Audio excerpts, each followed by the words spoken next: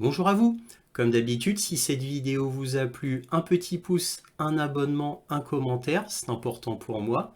Éventuellement un petit don, lien dans la description, cela me permet de publier régulièrement. Deux petites précisions pour les abonnés de YouTube. Vérifiez que vous êtes bien toujours abonné puisque YouTube récemment m'a encore supprimé 3 de mes abonnés. Donc vérifiez bien que vous êtes toujours abonné. Et oui, YouTube a tendance à désabonner mes abonnés. Aussi, au cas où, n'oubliez pas de prendre le lien qui est dans la description qui mène sur ma chaîne Odyssée, qui est ma chaîne de référence, là où il n'y a pas de censure. Donc mettez toujours ce lien dans vos favoris au cas où il y aurait un blocage de YouTube concernant ma chaîne. On ne sait jamais, ça m'est déjà arrivé il y a un an. Ça peut à nouveau arriver. Inutile de vous dire que là, si ma chaîne YouTube est à nouveau supprimée, là, c'en sera terminé pour moi de YouTube. Donc si vous ne me voyez plus, allez sur Odyssée. En tous les cas, et j'insiste, n'oubliez jamais d'aller de temps en temps sur Odyssée, histoire de ne pas perdre l'habitude. Voilà, comme ça vous pourrez mettre un petit pouce aussi sur Odyssée. Et j'arrête là. Bref, là c'est le point sur l'Ukraine du 4 mai 2024 avec comme titre principal, eh bien là tout dernièrement on a appris que les Russes utilisaient l'arme chimique qui est totalement interdite et en plus les Russes prévoiraient d'envoyer dans leurs satellites des armes nucléaires pour pouvoir envoyer des missiles nucléaires sur les pays cibles, bien entendu.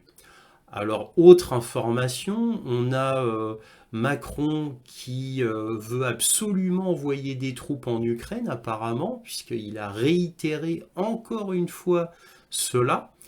Et on a le colonel McGregor qui a annoncé que là, côté ukrainien, cela fait environ 600 000 morts côté soldats ukrainiens tués au combat. Alors évidemment c'est beaucoup parce que s'il y a effectivement 600 000 soldats ukrainiens morts, tués au combat, ça veut dire qu'il y aurait beaucoup plus d'un million de blessés côté ukrainien. Voilà, il faut quand même savoir cela. Alors pourquoi je vous en parle? Parce que bon, je vous donne pas à chaque fois toutes les estimations du colonel McGregor. Là, je vous en parle puisque ça a été étayé par un haut responsable ukrainien qui a dévoilé ça à la télé ukrainienne. Alors ce haut responsable, je vous avais déjà montré l'extrait dans un ancien point sur l'Ukraine. C'est pour ça que lui, il avait dévoilé il y a quelque temps 500 000 morts côté soldats ukrainiens. Alors comme ça datait, évidemment, bah, il est plus à jour. Mais en tous les cas, je vous avais déjà dévoilé cet extrait de la télé ukrainienne dans le point sur l'Ukraine. Certes, un ancien point sur l'Ukraine. Bref, cela veut dire que les chiffres du colonel McGregor sont étayés par un haut responsable ukrainien. Voilà concernant les titres. Alors, bien évidemment, comme d'habitude, cette vidéo est en 3 parties. Donc nous avons les informations générales qui seront suivies de la conclusion et enfin la carte militaire afin que vous puissiez savoir ce qu'il se passe sur le terrain. Et là sur le terrain, eh bien les Russes avancent de plus en plus rapidement, principalement sur le front centre et le front nord, avec apparemment, d'après les Ukrainiens, un agrégat de troupes important à la frontière russo-ukrainienne au nord, vers Belgorod et Soumy. Alors nous verrons si cela augure de la future grande offensive russe. Évidemment, nous ne le savons pas et nous ne le saurons que quand cela arrivera.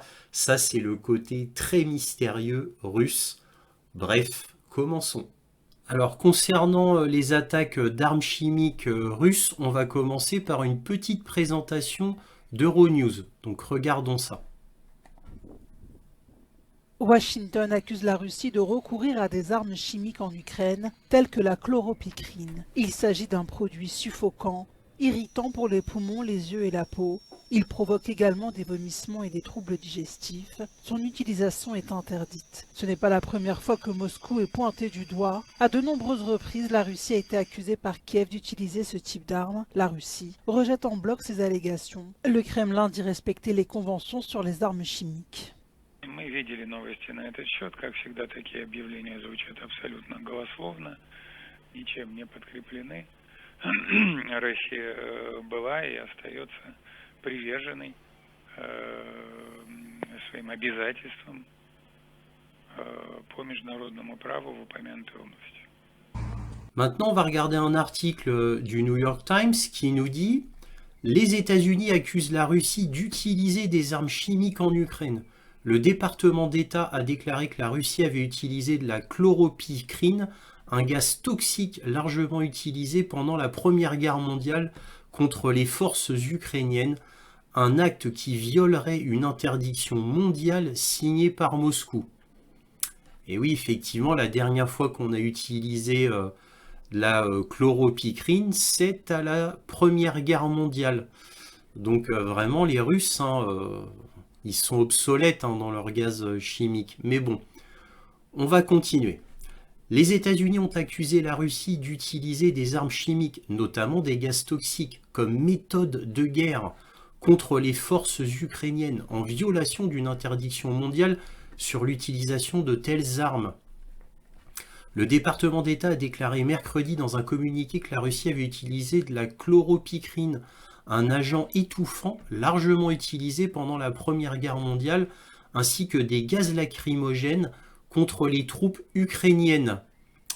Tiens, ne serait-ce pas plutôt les gaz lacrymogènes que les Russes ont utilisés et non pas la chloropycrine? Je dis ça, je dis rien. L'utilisation de ces gaz à des fins militaires est interdite par la Convention sur les armes chimiques, un traité de contrôle des armements ratifié par plus de 150 pays, dont la Russie. L'utilisation de tels produits chimiques n'est pas un incident isolé et est probablement motivé par la volonté des forces russes de déloger les forces ukrainiennes des positions fortifiées et de réaliser des gains tactiques sur le champ de bataille, a déclaré le département d'État. Cette année, la Russie a lentement mais sûrement percé les défenses ukrainiennes à l'est, capturant plusieurs villes et villages. Le département d'État a également déclaré que les États-Unis imposeraient des sanctions à 3 entités étatiques liées au programme russe d'armes chimiques et biologiques et à 4 entreprises qui les soutenaient.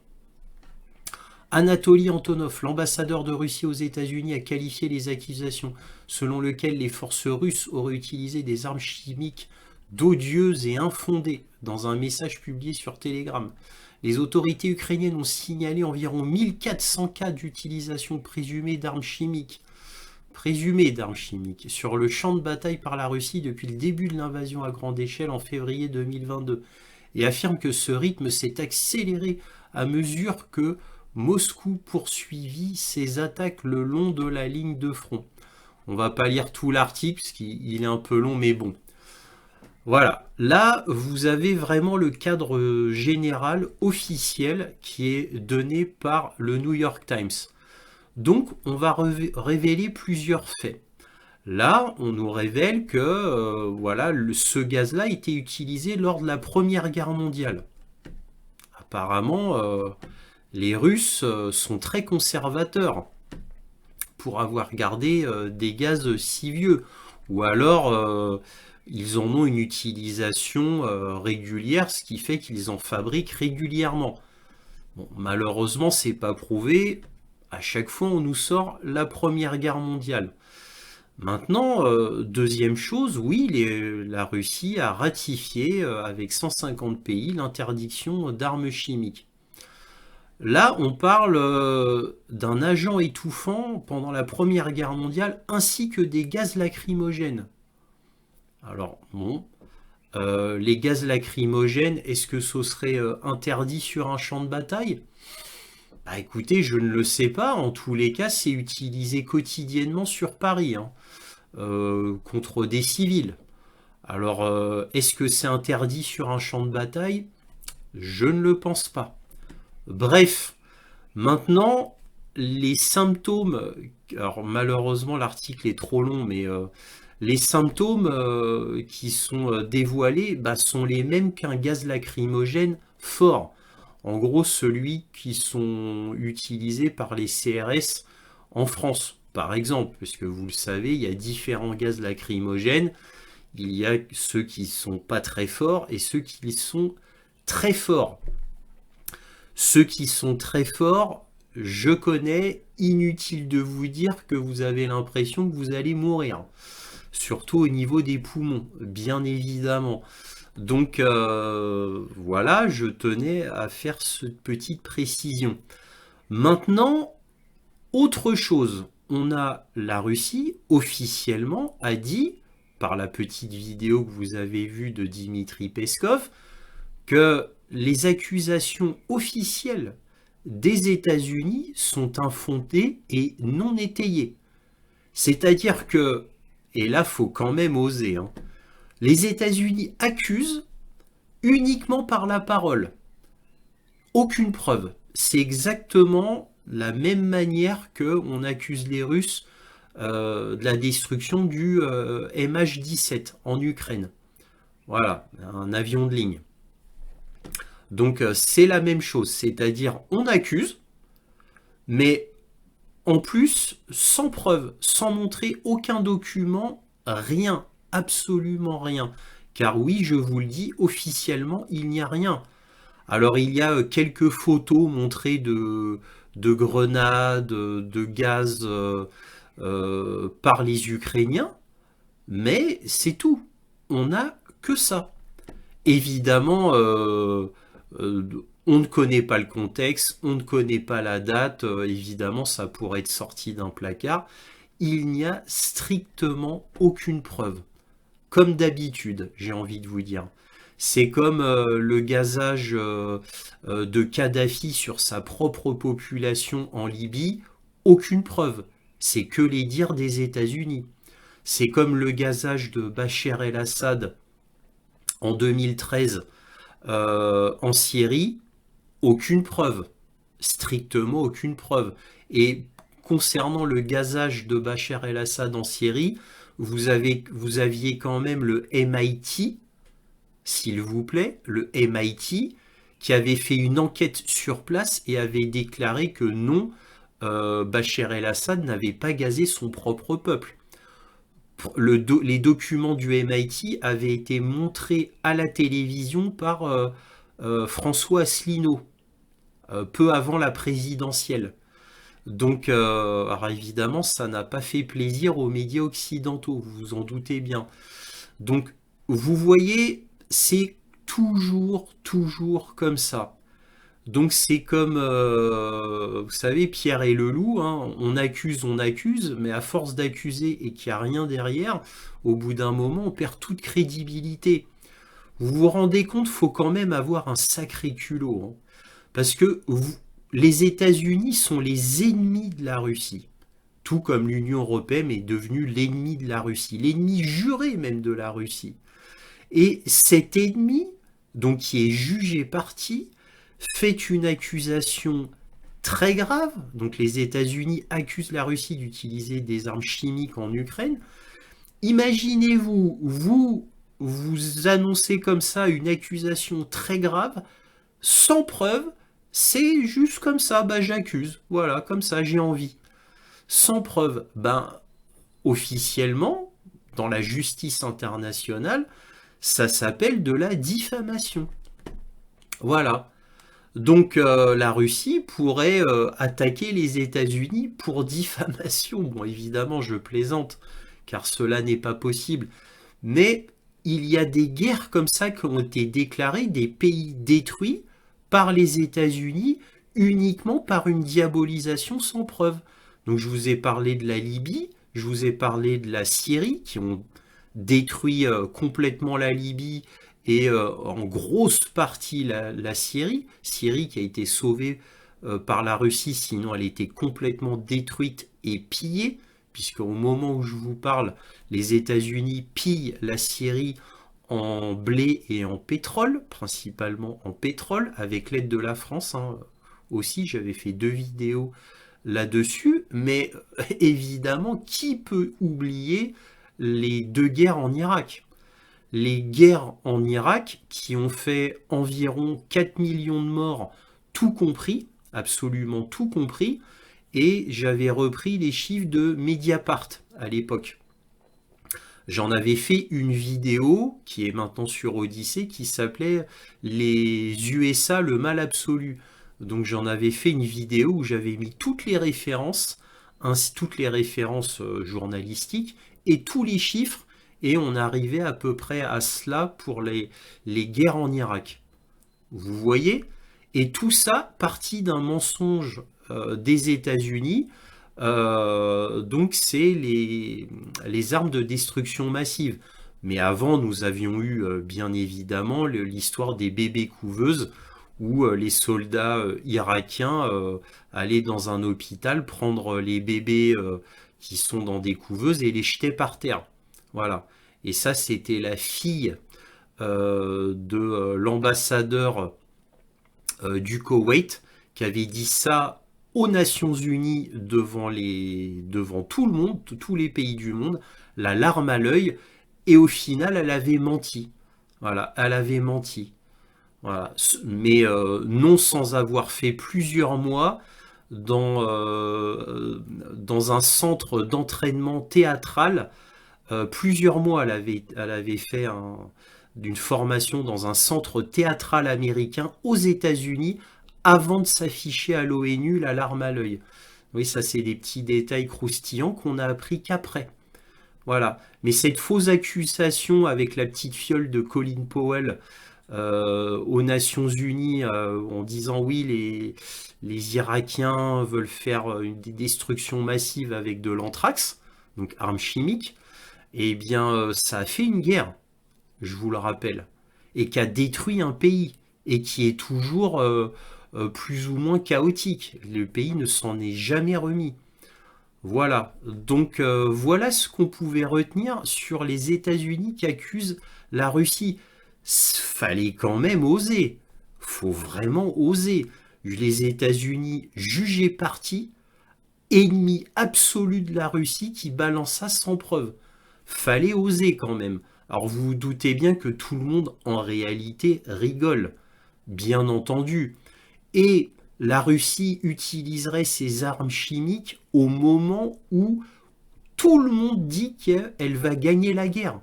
Pourquoi la Russie utiliserait des armes chimiques alors que la Russie a pour ainsi dire gagné la guerre? Maintenant, tous les grands médias disent que la Russie va gagner la guerre. Cela devient une évidence pour tout le monde.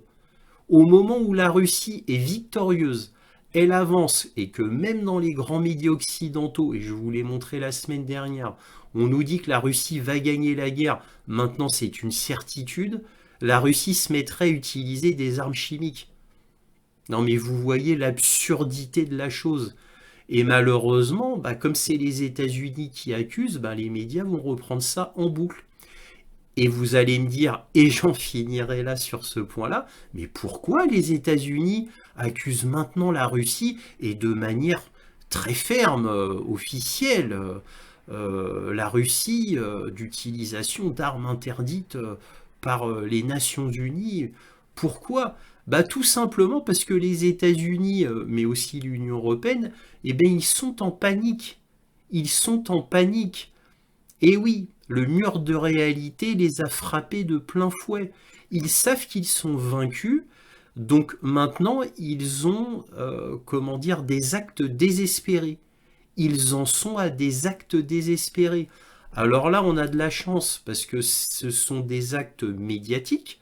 C'est la guerre de l'information, donc les États-Unis maintenant se permettent de tout oser. Maintenant, il faut tout oser, ils n'ont plus rien à perdre, vu qu'ils ont déjà perdu. Donc ils osent tout. Ils osent tout.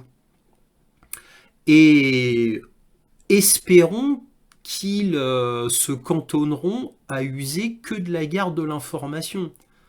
Parce que là déjà, aux États-Unis et en Ukraine, il y a des rumeurs que moi je lis dans des rapports ukrainiens, comme quoi il serait de bon ton de faire exploser la centrale nucléaire de Zaporojye.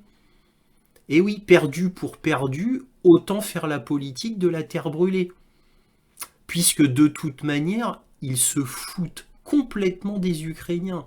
Bah oui, là c'est la guerre à tout prix jusqu'aux derniers Ukrainiens. Alors vous vous doutez bien qu'une Ukraine balayée par des vents radioactifs et que ça soit une terre désolée, les États-Unis s'en foutent complètement, l'Union européenne s'en fout complètement, et en plus ça handicaperait grandement la Russie qui pourrait que revendiquer une terre, certes maintenant à eux, mais désolé, qui ne pourrait plus utiliser car hautement radioactif. Alors vous vous doutez bien qu'évidemment, à l'image de Tchernobyl, mais puissance 10, vous vous doutez bien que les pays limitrophes, et même voire plus loin, seront contaminés eux aussi. Mais ils s'en foutent complètement. Donc prions, et je dis bien prions fort, qu'il n'en arrive pas à de telles extrémités. Parce que déjà, il y a 1 an et demi, c'était dans l'air du temps de bombarder la centrale de Zaporojye. N'oublions pas la bombe sale anglaise qui était en préparation. Et n'oublions pas le bombardement pendant 6 ou 7 mois non-stop de la centrale de Zaporojye par les Ukrainiens. D'où l'intervention de la l'AIEA. N'oublions pas tout cela. Alors, pardonnez-moi, je suis vraiment un peu long là sur cet article, mais je tenais à vous donner quand même tous les tenants et les aboutissants sur cela, parce que vous savez comment c'est avec les États-Unis. On commence comme ça, et on ne sait pas comment ça peut finir. Vous voyez ce que je veux dire? Encore une fois, n'oublions pas l'Irak, n'oublions pas la Libye, n'oublions pas la Syrie. Toujours avec les armes chimiques pour ces 3 pays-là. Ne l'oublions pas. Et je ne peux pas résister, mais à l'image des États-Unis, qui est le seul pays à avoir utilisé 2 bombes atomiques sur Hiroshima et Nagasaki, donc le seul pays à l'avoir fait, n'oublions pas que les États-Unis, c'est le seul pays à avoir utilisé massivement les armes chimiques, et ça c'est répertorié, c'est documenté, tout le monde l'admet, au Vietnam. N'oublions pas qu'il n'y a que les États-Unis qui se sont permis ce genre de choses d'utilisation d'armes chimiques et de bombes nucléaires, massivement j'entends. Hein. Il n'y a que les États-Unis. Hein. Ne l'oublions pas, la Russie jamais a utilisé ces armes-là, de manière prouvée j'entends. Hein. Il ne faut jamais l'oublier. Pardonnez-moi pour la longueur concernant cet article, j'arrête là. Alors là, je vais vous montrer exceptionnellement une partie de mes vidéos, de mes anciennes vidéos sur Odyssée, pour vous montrer une vidéo que j'avais faite il y a de cela 1 an, concernant les viols des Russes inventés par l'Ukraine. Donc cette Loudmila, qui était la responsable des crimes de guerre russes, allait rester que quelques mois en poste. Elle a été virée par Volodymyr Zelensky lui-même, parce qu'elle inventait plusieurs viols presque par jour concernant les Russes. Mais le problème, c'est qu'elle donnait cela en information internationale. Donc c'était immédiatement repris par tous les plus grands journaux du monde. Voilà. Et bien, à force d'inventer des viols, eh bien, ça devenait tellement pas crédible qu'il y a quand même des instances internationales qui ont quand même enquêté et se sont aperçus que tout était faux. Voilà. Et donc, elle a été virée, cette Loudmila, par Zelensky lui-même. Exactement comme Zelensky a viré ses ministres de la Défense, ses chefs d'état-major et ses dizaines et des dizaines de membres du gouvernement pour corruption. Vous voyez? Donc, on est toujours en Ukraine dans la désinformation. Hein, toujours. Alors là, maintenant, on va parler des armes nucléaires dans l'espace. Donc, on va lire un article de CNN. Exclusif, la Russie tente de développer une arme nucléaire spatiale pour détruire les satellites avec une vague d'énergie massive selon les sources proches des renseignements. Ah, Alors si c'est selon des sources proches des renseignements, c'est-à-dire de la CIA, NSA, etc., tout va bien. Alors, la Russie tente de développer une arme nucléaire spatiale qui détruirait les satellites en créant une vague d'énergie massive lorsqu'elle exploserait, paralysant potentiellement une vaste partie des satellites commerciaux et gouvernementaux dont dépend le monde d'en bas pour parler sur ses téléphones portables, payer ses factures et surfer sur Internet selon 3 sources proches des renseignements américains sur l'arme nucléaire. Ces sources ont permis à CNN de mieux comprendre sur quoi travaille la Russie et la menace qu'elle pourrait représenter.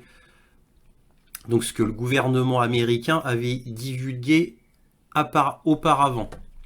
Le représentant républicain Mike Turner de l'Ohio, président de la commission du renseignement de la Chambre des représentants, a déclenché une frénésie à Washington mercredi lorsqu'il a publié une déclaration affirmant que son panel détenait des informations concernant une menace grave à la sécurité nationale. Vendredi, le président Joe Biden avait confirmé publiquement que Turner faisait une référence à une nouvelle capacité anti-satellite nucléaire russe, mais les responsables ont fermement refusé d'en discuter davantage, invoquant la nature hautement classifiée des renseignements. L'arme est encore en cours de développement et n'est pas encore en orbite, ont souligné publiquement les responsables de l'administration Biden. Mais si elle était utilisée, affirment les responsables, elle franchirait un dangereux Rubicon dans l'histoire des armes nucléaires et pourrait provoquer des perturbations extrêmes dans la vie quotidienne d'une manière difficile à prévoir. Oh là là, ah, c'est effrayant.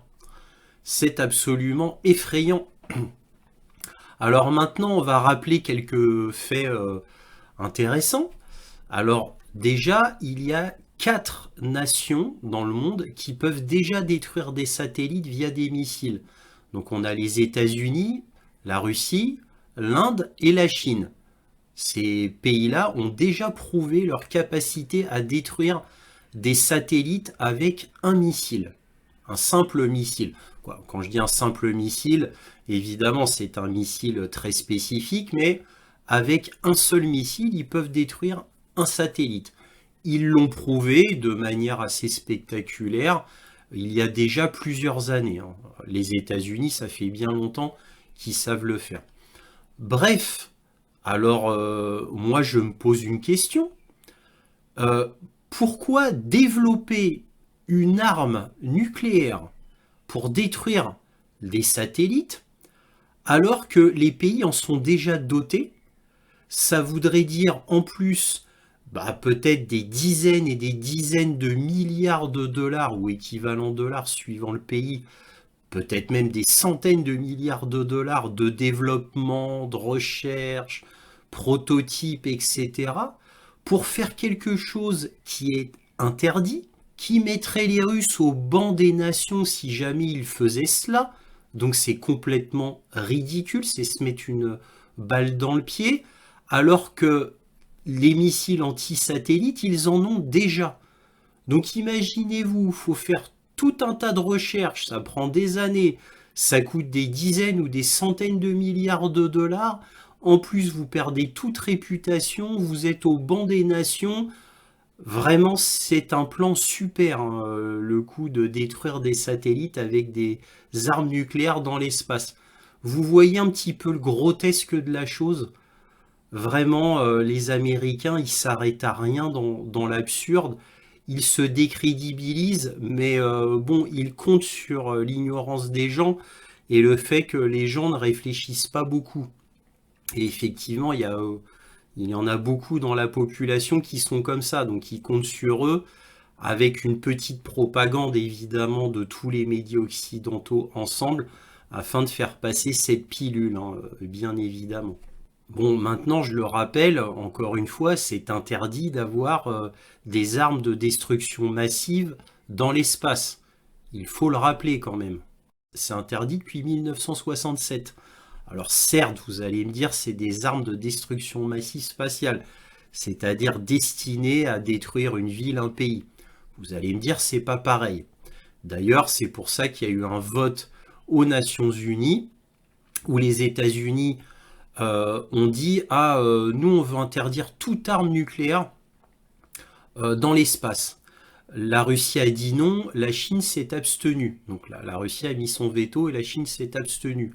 Alors vous allez me dire, mais pourquoi pour quelle raison la Russie a mis son veto et la Chine d'ailleurs qui s'est abstenue, donc qui a voté contre, tout simplement parce que la Russie a demandé en réalité qu'au lieu que le texte porte simplement sur les armes nucléaires, la Russie a demandé et a présenté un texte pour interdire toute arme, donc de tout type, qui serait dans l'espace. D'interdire tout type d'armes dans l'espace.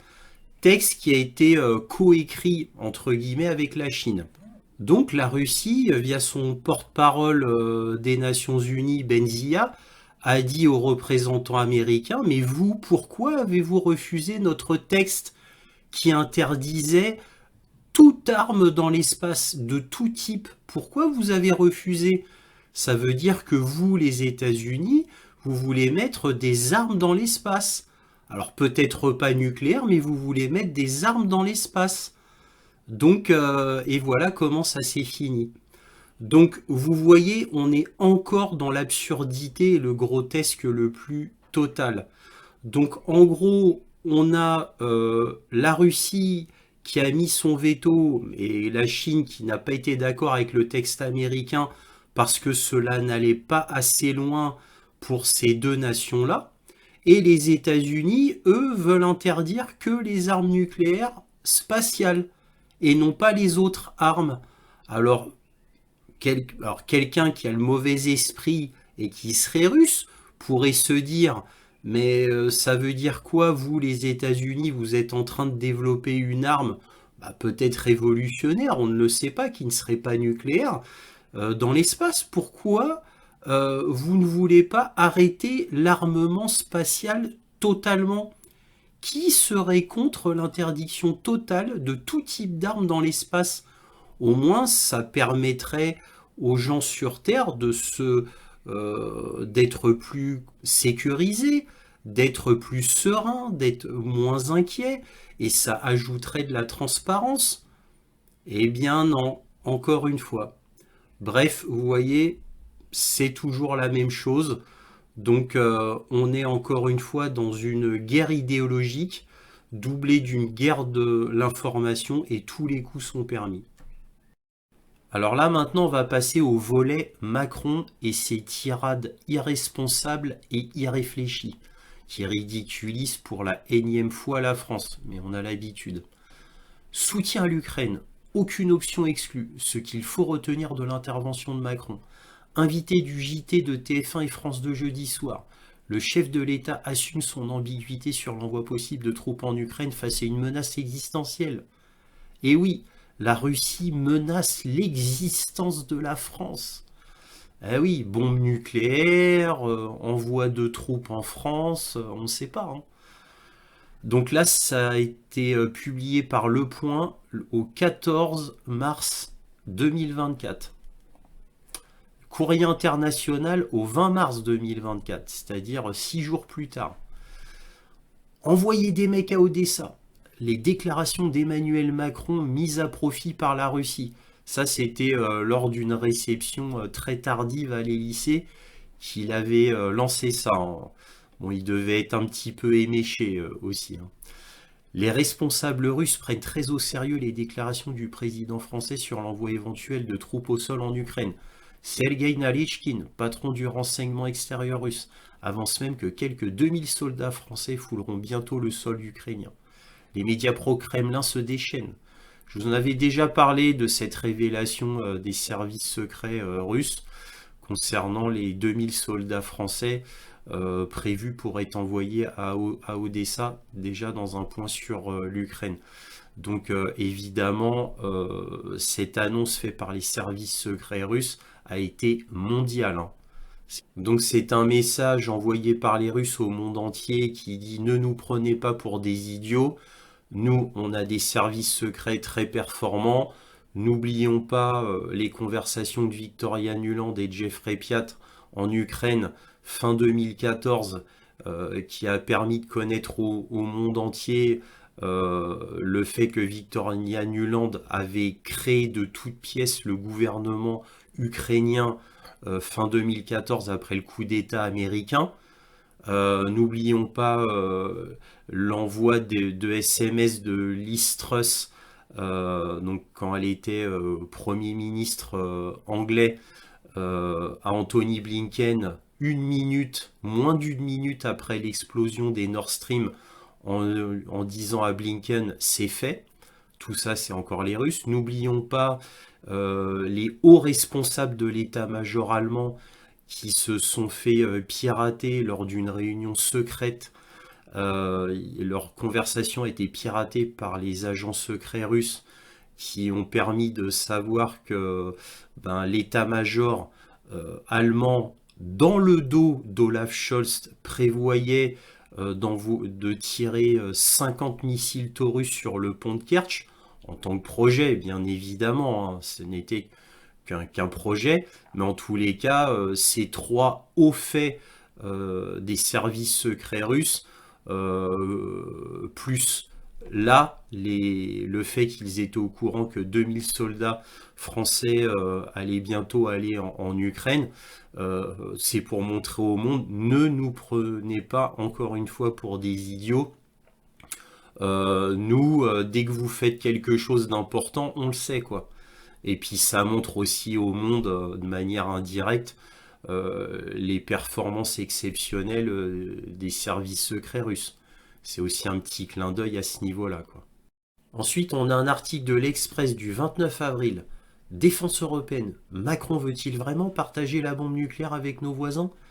Face à la Russie et au risque d'un retour de Trump, le président français a raison d'ouvrir la discussion de l'utilisation de cette arme de dissuasion à l'échelle du continent. Vous vous rendez compte un petit peu, ce journal, l'Express, n'est vraiment une honte absolue.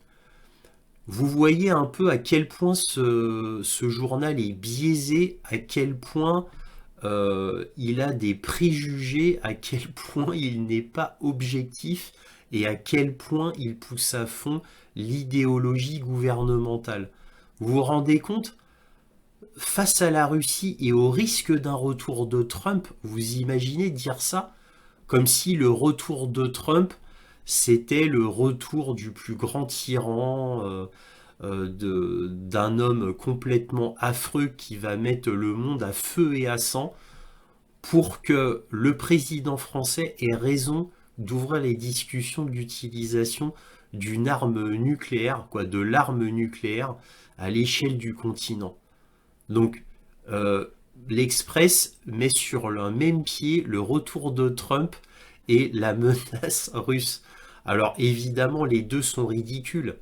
La Russie menace-t-elle l'existence de la France? Non. Est-ce que Trump menace l'existence de la France? Non. Puisque n'oublions pas que la dissuasion nucléaire, c'est fait pour protéger la France, l'intégrité du territoire français. Voilà. Alors vous imaginez un petit peu, ah oui, ça vaut le coup de déployer nos forces nucléaires dans toute l'Europe à cause de la Russie et du retour de Trump. Vous voyez le ridicule de la chose? Bon, bref. Là, maintenant, on va finir avec le Figaro International. Que dit-il au 2 mai 2024? Guerre en Ukraine. Macron évoque à nouveau la possibilité d'envoyer des troupes en cas de percée russe. Alors, bon, là, le journal a oublié d'ajouter si Kiev le permet. Voilà, si Kiev l'autorise. Et évidemment, Kiev va l'autoriser. Donc, là-dessus, il y a deux choses qui sont ridicules parce que c'est une évidence. Bien sûr qu'il y aura une percée russe et bien sûr que Kiev le permettrait. Bien évidemment. Donc, en gros, ça veut dire, si on lit entre les lignes, que Macron va obligatoirement pousser l'envoi de troupes françaises sur le sol ukrainien. Dans le sens, il va mettre la possibilité à étudier à l'état-major français, mais de manière très concrète, très réelle, hein, puisque c'est évidemment ce qu'il va se passer. J'entends la percée russe. Donc vous voyez le machiavélisme de Macron, mais vraiment on le voit arriver de loin avec ses gros sabots, hein. Alors maintenant, évidemment, vous allez me dire, mais pourquoi Macron fait cela? Parce que évidemment, ce n'est jamais dit dans les médias. Et pour une bonne raison. Pourquoi ce n'est jamais dit dans les médias? Bah parce que si Macron fait cela, c'est qu'il a un plan caché, bien évidemment. Et là, le plan caché, et tout le monde peut le comprendre, c'est d'une évidence absolue.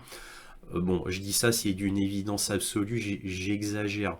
Mais disons que c'est facilement trouvable, entre guillemets, hein.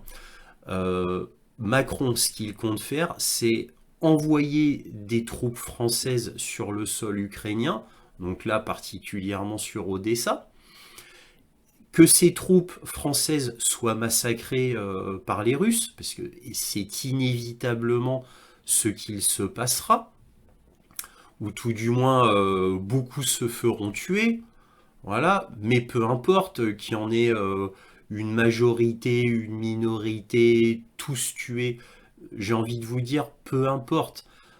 Que fera Macron une fois qu'il aura des soldats français tués en Ukraine? Bah, il ira pleurer à l'Union européenne et aux États-Unis, quoi, à l'OTAN, hein, pour faire plus simple, en disant: ah, regardez, des soldats français ont été tués en Ukraine. Vite, vite, faut que vous envoyiez des soldats de l'OTAN en Ukraine parce que des Russes ont tué des soldats français, donc des soldats de l'OTAN. Donc il faut que vous interveniez en Ukraine et que vous envoyiez des troupes en Ukraine. Voilà dans l'esprit simpliste de Macron ce qu'il espère accomplir. Parce que évidemment ce n'est qu'une espérance. Il espère faire ça. Mais pour lui, ça vaut le coup d'envoyer 2000 soldats français se faire tuer en Ukraine uniquement pour jouer ce coup de bluff, pour jouer ce coup de poker, cette espérance si vous voulez. Voilà, il espère que l'OTAN interviendra vraiment avec des troupes au sol en Ukraine si des soldats français se font tuer. Voilà ce qu'il espère et là, vous avez tout compris.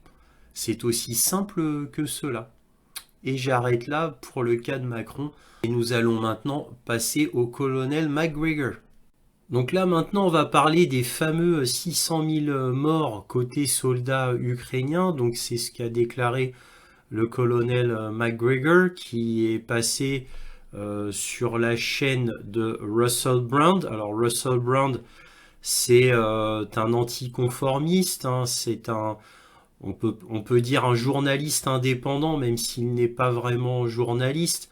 Mais en tous les cas, c'est une des plus grandes voix occidentales, autorisée en plus sur YouTube, à tout dire sur toutes les mauvaiseries du Covid, de la guerre en Ukraine. Donc lui, il peut se permettre de dire tout ça parce que, bon, il est à 6,8 millions d'abonnés. Voilà, et qui passe sur des chaînes de télé anglaises et américaines. Donc lui, il peut se permettre. Donc c'est pour ça qu'il a invité le colonel McGregor. Donc c'est de là où j'ai appris qu'il avait annoncé que maintenant c'était à 600 000 morts côté soldats ukrainiens.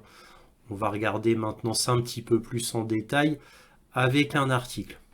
Alors là, on va regarder un article de The Eurasian Times, donc un des plus grands journaux asiatiques qui date du 7 janvier 2024. Et que dit-il ?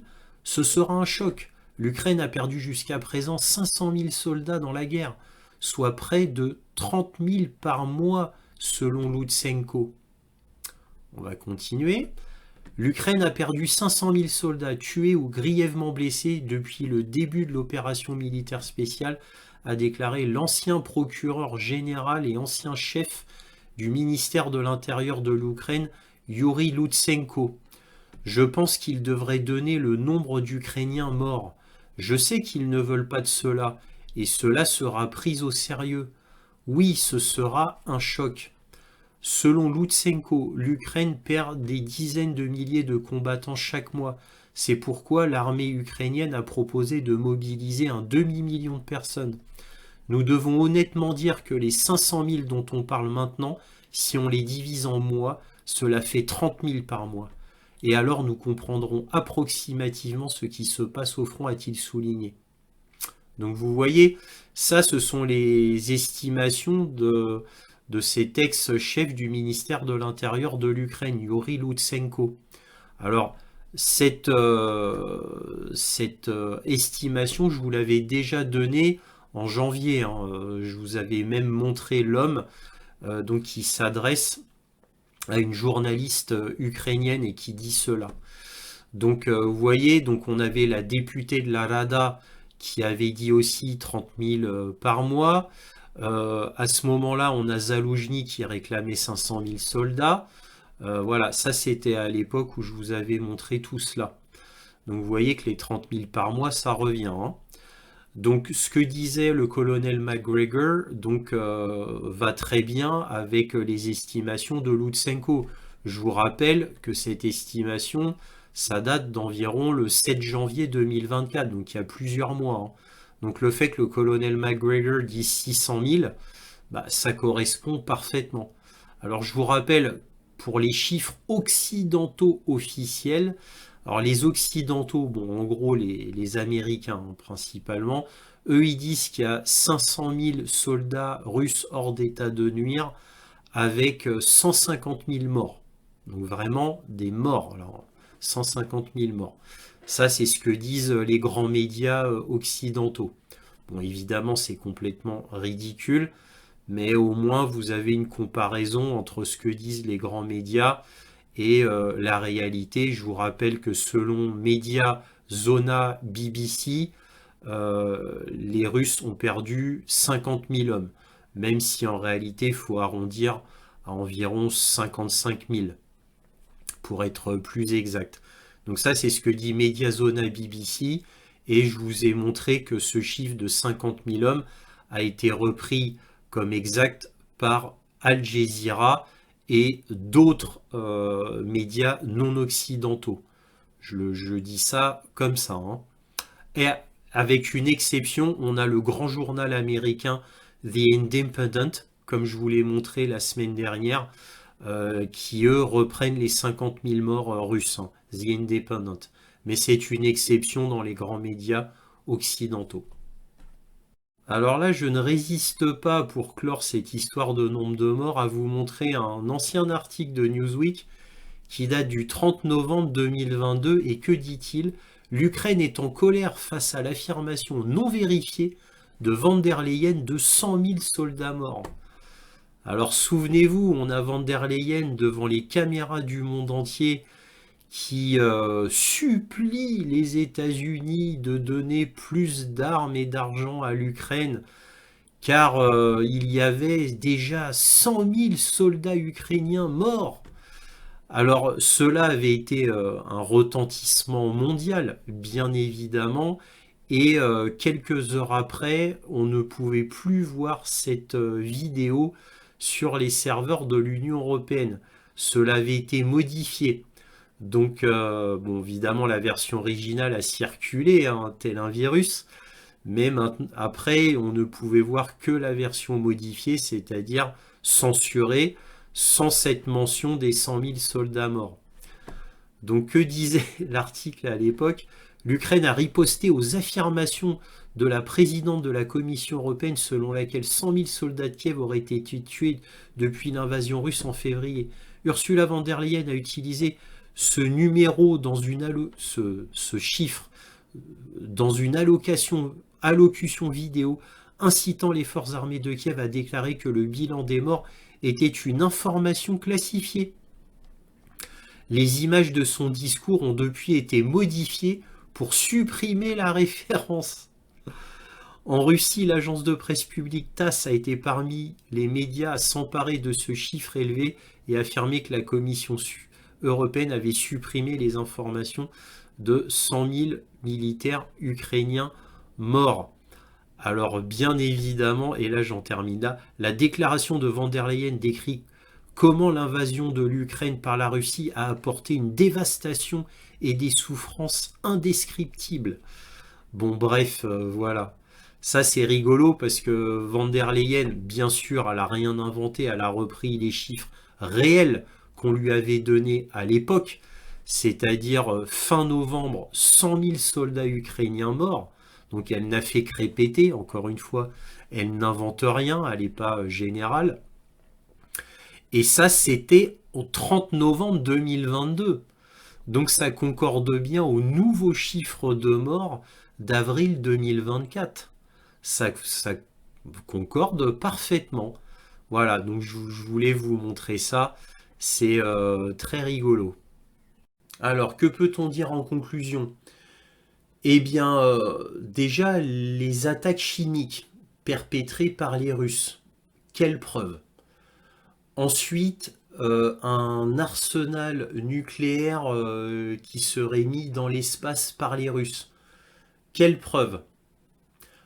N'oublions pas que, pour ne parler, parce que c'est le plus intéressant ici, et ça concerne directement l'Ukraine, pour parler uniquement des attaques chimiques, que voit-on d'après les images médiatiques? On voit des soldats russes jeter des grenades dans des tranchées, dans des trous, et à première vue, ce sont des grenades fumigènes, classiques. Alors maintenant, est-ce aussi des grenades contenant du gaz lacrymogène ou même éventuellement, mais alors là c'est vraiment pas prouvé, que ce sont des drones russes qui ont lâché des sortes de grenades qui font de la fumée, alors peut-être lacrymogène ou peut-être fumigène. Encore une fois, tout ça ce sont les médias occidentaux qui nous le disent. Et très précisément, plus précisément, l'Ukraine, parce que tout vient de l'Ukraine, bien évidemment, même pas des États-Unis. Là, c'est l'Ukraine et ça a été repris par les États-Unis. Ne l'oublions pas. Mais il y a un petit souci là-dedans. C'est que l'Ukraine a un historique colossal de mensonges sur le terrain. Alors, je vous parle pas. Alors, c'est infini, hein, le nombre de missiles arrêtés, les missiles hypersoniques russes arrêtés, euh, les viols perpétrés par les Russes systématiquement sur les femmes ukrainiennes, les Russes qui torturent leurs prisonniers, etc. Tout ça a été démystifié. Tout ça a été démystifié. C'est nul et non avenu. Et pourtant, les médias font semblant encore de croire systématiquement ce que disent les Ukrainiens. Parce que tout vient des Ukrainiens. Les Ukrainiens disent ça, et ça a été repris par les États-Unis comme la parole de la Sainte Bible. Hein, c'est évidemment, ce n'est pas vérifié. Rien n'est vérifié. L'état-major américain dit ah oui, ah nous on est certain. Ah oui oui oui oui oui, on est certain. C'est comme quand Kiev a été bombardé par 6 missiles hypersoniques Kinjal, donc il y a plus d'un an. Eh bien, les Ukrainiens avaient dit ah on a arrêté les 6 missiles hypersoniques Kinjal. Qu'ont dit les Américains et plus exactement le Pentagone a dit ah oui c'est tout à fait possible, hein. C'est tout à fait possible, hein. Et après le Pentagone dit bon c'est vrai il y a un missile hypersonique qui a abîmé notre système patriote à Kiev, il l'a abîmé mais pas détruit, hein, juste abîmé, hein. Ah ouais mais bon il y a une contradiction là. Et tout est comme ça.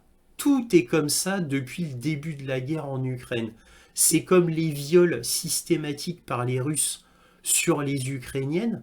Ça aussi, ça a été soi-disant répertorié par cette Ludmila dont je vous ai déjà parlé dans une vidéo et dans celle-ci aussi. Je vous ai fait un petit encart sur cette Ludmila. Donc, mensonge international qui a été repris directement par les médias occidentaux. Voilà. Comme argent comptant. Donc c'est absolument honteux. Honteux. Donc Qui va croire ça? En plus de la part des États-Unis. Et les États-Unis, c'est aussi terrible que l'Ukraine. Les États-Unis ont un historique de mensonges qui ont démarré des guerres absolument terribles. Ils ont menti pour la guerre du Vietnam, c'est eux qui ont créé la guerre du Vietnam en inventant le fait qu'un navire vietnamien ait tiré sur un navire américain. Non, non, mais vous voyez où on en est, quoi. Donc ça, c'était la guerre du Vietnam. Pareil pour la guerre en Afghanistan, pour la guerre en Irak, pour la guerre en Libye, la guerre en Syrie. Et voilà. Et puis, évidemment, je ne vous parle pas de l'Amérique du Sud, etc., etc. Les États-Unis ont démarré toutes les guerres majeures après 1945. Il ne faut pas l'oublier quand même, hein. Alors, je vous l'ai démontré dans plusieurs vidéos où je vous ai retracé les faits historiques. Je ne vais pas y revenir dessus. Comment pouvez-vous croire les États-Unis qui sont jugés partis, qui sont les ennemis absolus de la Russie et qui balancent ça comme ça? En temps normal, quand vous faites des accusations extrêmement graves et que vous êtes en plus jugé parti, vous devez fournir des preuves béton pour se permettre de dire cela. Encore une fois, quand un ennemi accuse un autre ennemi, c'est encore plus vrai dans ce cas-là. Faut des preuves béton. Et là, encore une fois, on n'a que les paroles des États-Unis, les paroles des Ukrainiens. C'est vraiment ridicule et grotesque. On a l'habitude, vous allez me dire, c'est toujours comme ça. Toujours, toujours. Ça fait plus de 70 ans que ça dure. Ça a toujours été comme ça. Mais comme les médias sont partie prenante et travaillent pour les États-Unis, je dis bien travaillent de manière active, puisque tous les grands médias occidentaux, en réalité, sont supervisés par la CIA, et ce depuis des décennies, en réalité depuis 1900, dans les années 50. Donc c'est absolument terrible. Alors évidemment, personne n'est dupe, quoi. J'ose le croire tout du moins, à part, bon bah évidemment le peuple qui ne s'intéresse pas aux informations, mais inutile de connaître des documents déclassifiés de la CIA, inutile de connaître tout ce qui se passe dans la géopolitique mondiale. Il suffit simplement de reprendre quelques données de base et d'avoir une réflexion critique. Et on arrive à cette conclusion inéluctable, c'est que les États-Unis mentent invariablement, comme les Ukrainiens. Les Ukrainiens mentent invariablement. N'oublions pas dernièrement Zelensky qui, sans vergogne, annonce qu'il n'y a que 31 000 morts, officiellement annoncé par le président Zelensky, de soldats ukrainiens. 31 000 morts côté soldats ukrainiens. C'est à mourir de rire. C'est à mourir de rire. Donc, et n'oublions pas ce qu'annoncent les États-Unis au niveau des pertes russes. Ils annoncent 500 000 pertes russes, dans le sens 150 000 morts côté soldats russes, et le reste, c'est des blessés graves. Voilà. Donc, vous voyez, tous ces chiffres sont absolument ridicules, contredits par Mediazona et BBC, je vous en parle quasiment chaque semaine. Et pourtant, bah, c'est quand même annoncé comme ça et les médias reprennent immédiatement. Donc vous voyez le ridicule de la chose. Bref, ça s'appelle la guerre de l'information. Et pour ceux qui me suivent assidûment, évidemment, vous ne serez pas trompés par toute cette mascarade, toute cette comédie. Bon, ensuite, on a Macron, bien évidemment, qui nous fait ces tirades absolument grotesques et ridicules qui n'engagent que lui. Donc lui, qu'il se ridiculise, Macron personnellement, tout le monde s'en fout. Le problème, c'est qu'il représente la France.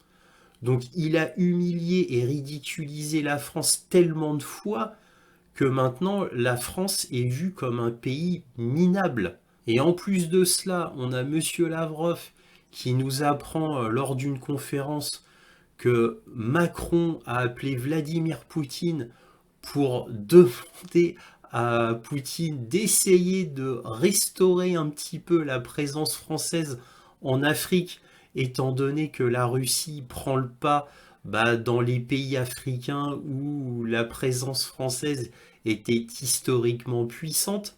Et comme les Français se sont fait chasser de ces pays africains, Macron ose appeler Vladimir Poutine pour lui demander d'essayer de restaurer un petit peu la présence française dans ces pays-là. Vous vous rendez compte à quel point il s'humilie, à quel point il humilie la France et à quel point il n'a aucune dignité, hein, parce que pour demander ça, il faut avoir aucune dignité, mais aussi aucun honneur, puisque la France est devenue l'ennemi presque aussi fortement que les États-Unis envers la Russie, hein, étant donné toutes les dernières déclarations de Macron envers la Russie. Vous imaginez bien que la France est considérée comme un très gros ennemi de la Russie. Voilà, et il ose demander ça. Vous imaginez un petit peu, ça c'est vraiment du Macron, quoi. Et comme il veut détruire la France complètement et l'intégrer dans une région qui se soit considérée comme une région en Europe, ou que cela fasse partie des États-Unis d'Europe, si vous voulez, eh bien, si Macron arrive à ses fins, en gros, si l'État profond arrive à ses fins, eh bien, la France n'aurait même plus son droit de veto à l'ONU. Ce ne serait même plus considéré comme une puissance, la France. Même plus. Donc, eh oui. Donc, vous imaginez, il n'y aurait même plus la France, il n'y aurait plus que les États-Unis, l'Angleterre, la Russie, la Chine. Il n'y aurait même plus la France. Voilà ce qu'arrivera à faire Macron, c'est-à-dire à affaiblir la France à un niveau jamais vu dans l'histoire. Bref, bien évidemment. Donc la destruction de la France est en marche. Là, il détruit la France au niveau de sa réputation et de son prestige. Mais bon, encore une fois, peut-il la détruire encore plus qu'il ne l'a déjà fait? Bah oui, c'est bien possible avec Macron. Donc, bien sûr, les 2000 soldats, il va tout faire pour les envoyer en Ukraine, bien évidemment. Et comme je vous l'ai déjà dit dans la vidéo, lui, ce qu'il espère, c'est que les 2000 soldats, ou une partie tout du moins, soient tués afin de pouvoir supplier l'Union européenne et les États-Unis et l'OTAN, hein, pour parler plus simplement, afin que l'OTAN envoie des troupes au sol et que ça soit le bon prétexte. Évidemment, cela ne peut pas fonctionner puisque de toute manière, il n'y aura pas les États-Unis et pas l'Allemagne. Pourquoi je vous dis ça? Parce que Joe Biden a dit à plusieurs reprises qu'il n'enverrait jamais de troupes en Ukraine et l'Allemagne aussi. Voilà, d'autres pays l'ont dit aussi, mais c'est eux qui ont été les voix les plus fortes à ce niveau-là. Enfin, on a les 600 000 soldats ukrainiens tués et gravement blessés, parce qu'il faut le comprendre comme ça, évidemment, quand on dit soldats tués, c'est pour parler schématiquement, mais c'est soldats tués ou gravement blessés, pour être très précis, du colonel McGregor, qui correspond très bien à ce qu'a dit un haut responsable ukrainien en janvier 2024, qui précisait 500 000 soldats ukrainiens tués et que c'était ou gravement blessés, et que c'était pour ça que Zaloujny réclamait 500 000 nouveaux soldats, puisque, encore une fois, on parle à chaque fois de 30 000 soldats mis hors d'état de service tous les mois. Et je me répète, parce que je l'ai déjà dit, je vous avais déjà annoncé ce scoop il y a quelques mois par cette députée de la Rada qui était sortie d'une réunion avec Valéry Zaloujny sur ces 500 000 soldats nécessaires du fait de la perte de 30 000 hommes par mois. Donc pour ceux qui me suivent assidûment, vous n'apprenez strictement rien. Sauf que là, c'est de plus en plus confirmé. Je vous rappelle aussi que Al Jazeera et le journal indépendant qui s'appelle justement The Independent, le grand journal américain, reconnaissent que du côté russe, il y a 50 000 morts environ. Donc la vérité, petit à petit, commence à arriver et maintenant elle est reconnue au niveau mondial. Ça commence à arriver. Vous voyez, c'est toujours petit à petit, petit à petit. Par exemple, dans les points sur l'Ukraine, depuis 1 an et demi, je vous dis que la Russie a gagné la guerre. Elle est en train de la gagner. Voilà, ça fait 1 an et demi que je vous le dis. Vous voyez que les médias ont mis 1 an et demi pour se réveiller, puisqu'il n'y a que maintenant qu'ils l'admettent. Et maintenant, c'est admis même du côté ukrainien. Tout doucement, mais sûrement. Vous voyez? Et là, je vous donne une petite info que j'ai apprise très récemment. Là, c'est officiel, le matériel américain, l'armement américain arrivera au mieux en fin d'été et normalement en septembre. Voilà, donc les Ukrainiens devront patienter jusqu'à la fin d'été pour recevoir les premiers équipements militaires. Alors ça inclut tout, un système antiaérien, fusil d'assaut, obus, etc. Tout, tout, tout, tout. Ça va commencer fin de l'été et ça devrait arriver massivement en septembre. Voilà ce que je viens d'apprendre récemment. Quant au F-16, bien entendu, bah ça on sait toujours pas. À chaque fois on nous fait des annonces, mais j'attends de voir parce qu'à chaque fois c'est reculé. Nous verrons bien. Normalement les tout premiers F-16 devraient arriver en fin d'été. Nous verrons, ça peut changer ou s'ils peuvent arriver avant. Mais en tous les cas, bon, bien évidemment, ça ne changera strictement rien à la guerre. Et là, au niveau russe, eh bien, là, il y a eu une exposition du matériel occidental à Moscou. Tout le matériel occidental qui a été récupéré en chars, en obusiers, en véhicules blindés, qui a été exposé à Moscou. Ça a été extrêmement populaire à Moscou. Et évidemment, cela ajoute au moral des troupes russes, parce que c'est fait aussi pour ça. C'est fait aussi pour montrer à quel point la Russie est puissante. Et ça remonte, si c'était nécessaire, le moral des troupes russes en leur disant, vous voyez, la victoire est très proche, allez encore un effort, et la victoire sera nôtre totalement. Voilà, c'est un petit peu le message qui est dit par la Russie en faisant ce genre d'exposition. Voilà ce que je pouvais dire en conclusion. Maintenant, on va passer à la carte militaire. Alors voici la carte militaire. Alors comme d'habitude, on commence par le sud. Donc là, il y a eu des envois encore d'attaques MS, de missiles attaques MS en Crimée. D'après les Russes, ils les ont tous arrêtés. Alors, est-ce que ces envois d'attaques MS préfigurent un test pour une attaque sur le pont de Kertch? C'est tout à fait possible. On arrive bientôt à la fête russe du 9 mai. Donc peut-être que les Ukrainiens voudront faire un grand coup et taper le pont de Kertch.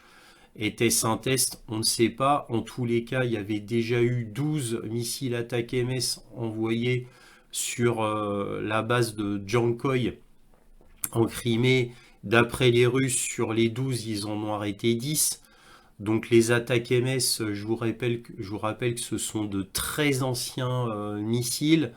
Donc ils sont facilement, entre guillemets, hein, arrêtables par les Russes.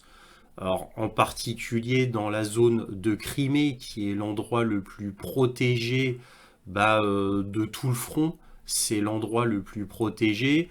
Et il y a une double protection concernant le pont de Kerch. D'abord, on a la Crimée, puisque les missiles, de toute manière, venant d'Ukraine, doivent passer par la Crimée, sinon ça fait trop loin.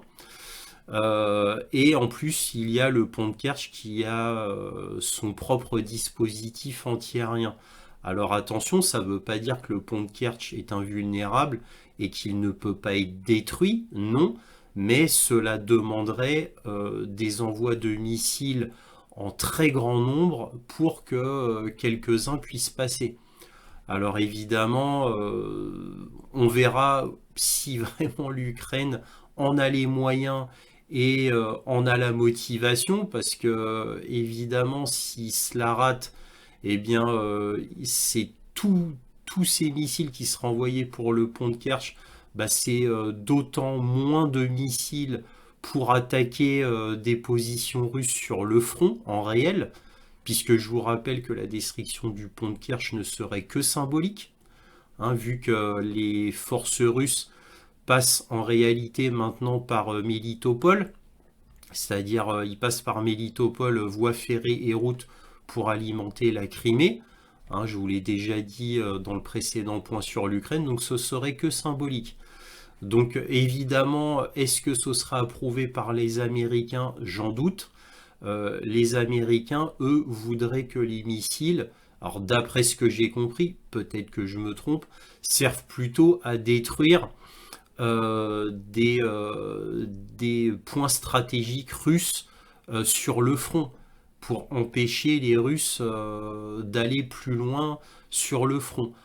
En tous les cas, c'est comme ça qu'ils pensent, mais bon, étant donné le projet allemand qui était d'envoyer 20 Russes sur le pont de Kerch, je suppose que les Américains ne seraient pas contre non plus de bousiller le pont de Kerch, ne serait-ce que pour donner un coup au moral à Poutine et aux Russes. Bon, tout du moins, c'est ce que je suppose. Bref, on est dans les supputations ici, hein. Là, vous voyez, il y a un marqueur bleu. Alors, c'est assez rare que je mette ça. C'est-à-dire que les Russes ont attaqué Odessa sur une sorte de dépôt de munitions assez énorme. Alors, en plein dans Odessa, alors ce serait un hangar à courrier officiellement, un hangar pour la poste, là où il y a le courrier. C'est évidemment, c'est ce qu'on nous dit officiellement. J'ai vu les vidéos de l'explosion du hangar à courrier, c'est énorme. C'est énorme. Donc il devait y avoir un gros dépôt de munitions. Les Russes parlent d'obus, qu'en fait ce serait un dépôt de munitions d'obus. En tout cas, si c'est vraiment le cas, ce serait un coup terrible pour les Ukrainiens. Donc voilà ce qu'on pouvait dire sur Odessa. Alors maintenant, évidemment, les Ukrainiens sur toute la ligne de front ont des systèmes antiaériens complètement épuisés. On peut dire qu'il n'y a plus rien maintenant, hein, puisque là, ils n'arrêtent plus rien, les Ukrainiens. Au niveau missile, ils n'arrêtent plus rien. Alors par contre, ils arrivent encore à arrêter des drones, donc ils doivent avoir des systèmes anti-drones. Au niveau des missiles, d'après ce que j'ai compris, ils n'arrêtent quasiment plus rien. Donc là, on atteint vraiment la fin des fins. Alors, sur le front, il s'est passé des choses, mais au centre, et surtout au centre, un peu au nord, sur le sud, vraiment rien de spécial. C'est toujours de la résistance. Évidemment, les Ukrainiens résistent toujours très bien. Autour d'Ougledar, qui est la dernière forteresse ukrainienne, ça résiste toujours. Là où il y a des points rouges, c'est là où il y a les combats les plus intenses. Donc ça continue toujours. Autour de la région d'Orirov avec la Botino, ça continue toujours. Donc là où il y a les points rouges, ça continue toujours. Mais pas d'avancée de part et d'autre. Là où il y a eu la plus grosse avancée, c'est ici. C'est-à-dire dans la région d'Avdiivka. Donc, mais là, peut-on parler encore de la région d'Avdiivka parce que les Russes ont tellement avancé qu'il faudrait parler de la région d'Ocheretino plutôt, hein, puisque là, les médias n'ont pas arrêté de parler d'Ocheretino. Donc là, il y a eu 4 avancées russes extrêmement importantes. La semaine dernière, ils étaient ici, hein. Pardon, ils étaient... ça faisait comme ça, voilà, et comme ça. Vous voyez, ça faisait comme ça, comme ça. Donc là, il y a eu une grosse avancée ici, une grosse avancée là, une grosse avancée là. Donc évidemment, le but des Russes, c'est de se diriger vers le nœud routier et ferroviaire de Pokrovsk. Bien sûr, ça, ce serait un point très important pour les Russes. C'est pour ça que j'ai mis une grande flèche de progression. Par contre, n'oublions pas, et ça c'est relativement nouveau, apparemment les Russes voudraient envoyer aussi des forces vers Tchassiviar, afin de faire un chaudron ici pour entourer tous ces villages et toutes petites villes qui sont dans cette zone-là. Donc faire un chaudron, et en même temps que faire un chaudron, eh bien aller sur le flanc sud de Tchassiviar. Parce que Tchassiviar, ça c'est la ville précieuse à prendre pour les Russes. Et justement sur Tchassiviar, où il y a un point rouge, ça veut dire que c'est là où c'est le plus intense, les Russes ont fait une avancée de plusieurs kilomètres à l'ouest d'Ivanivske, et ils ont pu traverser le tout petit canal. Là, il y a un petit canal qui fait entre 2 et 4 mètres de large au maximum, et des fois il est enterré. Donc ce petit canal ridicule, donc ils l'ont traversé ici à l'ouest d'Ivanivske. C'est pour ça qu'il y a une épingle rouge. Je rappelle que épingle rouge veut dire avancée russe. Et là, bon, la progression des Russes, quand il y a des flèches, je le rappelle, c'est l'intention des Russes. C'est l'intention des Russes. Donc là, ils ont déjà mis un pied dans Tchassiviar, parce que Tchassiviar commence ici. Mais ils ont avancé surtout vers le sud. Donc il va y avoir un encerclement de Tchassiviar, comme on peut le voir, et un chaudron qui est en train de se faire, un énorme chaudron. Apparemment, c'est ce que voudraient faire les Russes, vu que la pointe au nord-ouest d'Ocheretino, en fait, les soldats se dirigent comme ça. Donc ils se dirigent comme ça. C'est pour ça qu'il y a une épingle ici. Ils se dirigent comme ça, ce qui laisserait à penser qu'il fera un énorme chaudron ici, et prendre en plus Tchassiviar en tenaille. Alors évidemment, nous verrons sur le terrain ce qui se passera exactement, mais en tous les cas, c'est les intentions. Là, sur Spigné, il y a eu de gros bombardements apparemment, mais ça résiste très fort du côté ukrainien, hein. La région de Siversk, dont je vous parle depuis si longtemps, les Russes avancent très peu. Très peu. À un moment donné, ils ont fait une avancée. Il y a eu une avancée réelle de tout ça par les Russes, sur tout ce front-là, mais ils en ont fait qu'une, et pas très forte. Donc là, franchement, autour de, évidemment, là on parle de la zone de Kramatorsk et Slaviansk, côté est, il y a une grosse résistance ukrainienne, tout simplement parce que c'est là que les troupes ukrainiennes sont les plus denses. C'est ici qu'il y a les troupes ukrainiennes les plus denses. C'est pour ça que ça résiste autant ici. Et aussi, c'est là où les troupes russes côté centre, je dis bien côté centre, sont, puisque les troupes russes en majorité sont côté centre et côté nord, ici, sur tout ça. Et là, c'est drôle, puisque sur LCI, ils ont eu la même réflexion que moi, c'est-à-dire la réflexion que je vous dis depuis des mois et des mois, c'est mais que fait l'armée russe ici? Car comme ça a été annoncé il y a 6 ou 7 mois par les Ukrainiens, il y a une armée d'environ 130 000, 140 000 hommes qui attend ici. Et là, sur le nord, vers Belgorod, et encore plus ici, vers Koursk, mais donc, si on parle pour les Ukrainiens, donc vers la région de Soumy, donc vers la région de Belgorod et Koursk, Oblast, évidemment, côté russe, eh bien, il y a de plus en plus de troupes qui s'amoncellent ici, de troupes russes. Sans compter qu'il y a cette armée qui n'avance quasiment pas. C'est de quelques dizaines, de quelques centaines de mètres par jour. Et encore, par semaine des fois. Et je finirai sur le nord, où là, il y a une petite avancée russe, ici. Donc, vraiment petite, hein. Donc, ça, c'est la localité de Koushlivska. Voilà, où là, ils ont pris la moitié de la ville, hein, maintenant. Alors évidemment, ils voudront prendre aussi Koutloufka, bien entendu, ils voudront prendre cette petite ville.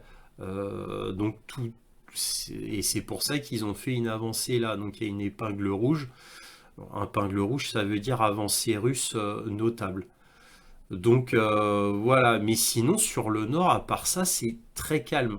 Évidemment, ça bataille toujours très dur sur Kupiansk, puisque c'est là où il y a le plus d'hommes ukrainiens côté nord. Je dis bien côté nord, parce que c'est voilà, c'est pareil russe, pareil côté ukrainien. Donc c'est nord et centre. Voilà, c'est nord et centre là où il y a le plus de troupes russes et ukrainiennes. Et toute cette armée russe qui attend, bon, qui bataille, mais qui bataille très peu. Donc voilà, tout le monde se demande, même LCIS dernièrement, se demande, mais que font-ils depuis ces 6 ou 7 derniers mois? Voilà ce qu'on pouvait dire sur la carte militaire. Et j'en arrête là. Donc si cette vidéo vous a plu, un petit pouce, un abonnement, un commentaire, c'est important pour moi. Éventuellement un petit don, lien dans la description. Merci à tous de votre soutien à cette chaîne. Et toujours, soyez curieux.